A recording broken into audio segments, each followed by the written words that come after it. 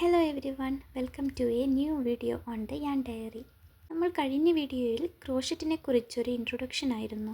ഇന്ന് നമ്മൾക്ക് ക്രോഷറ്റ് തുടങ്ങാൻ പ്രധാനമായും എന്തെല്ലാം മെറ്റീരിയൽസ് വേണമെന്ന് നോക്കാം. Crochet hook. തുടക്കക്കാർക്ക് ഹാൻഡിൽ ചെയ്യാൻ ഏറ്റവും എളുപ്പമുള്ള hook sizes 4mm and 5mm. എൻ്റെ കയ്യിൽ 3.5mm ഹുക്കാണുള്ളത്. ഇതാണ് ഏറ്റവും നല്ലത്, കാരണം സ്റ്റിച്ചസ് വ്യക്തമായി കാണാൻ ഈ സൈസസ് നമ്മളെ സഹായിക്കും. ക്രോഷറ്റ് ചെയ്യാൻ യൂസ് ചെയ്യുന്ന നൂലാണ് യാൺ.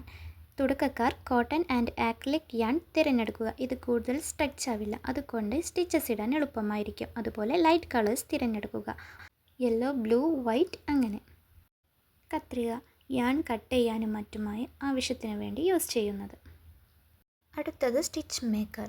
ക്രോഷറ്റ് ചെയ്ത് തുടങ്ങിയ ഭാഗം മറന്നു പോകാതിരിക്കാൻ വേണ്ടി യൂസ് ചെയ്യുന്നത്, അല്ലെങ്കിൽ സേഫ്റ്റി പിൻ യൂസ് ചെയ്താലും മതി. വീഡിയോ ഇഷ്ടമായാൽ ലൈക്ക് ചെയ്യുക, കമൻറ്റ് ചെയ്യുക. ക്രോഷറ്റ് പഠിക്കാൻ ആഗ്രഹിക്കുന്ന നിങ്ങളുടെ ഫ്രണ്ടിന് ഷെയർ ചെയ്യാനും മറക്കരുത്. Subscribe for more. See you in the next one.